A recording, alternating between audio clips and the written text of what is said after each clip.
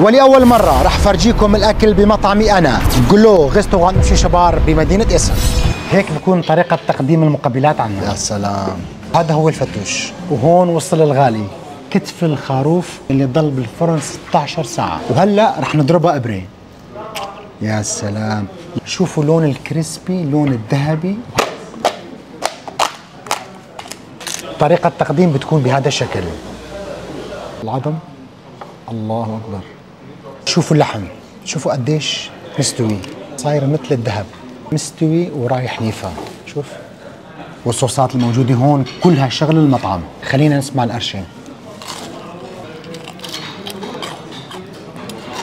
حتى المقابلات كلها شغل المطعم.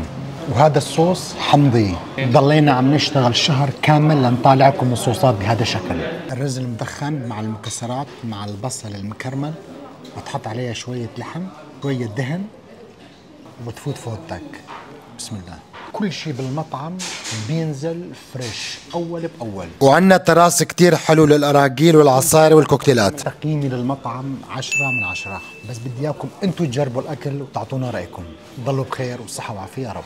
وهذا هو عنوان المطعم.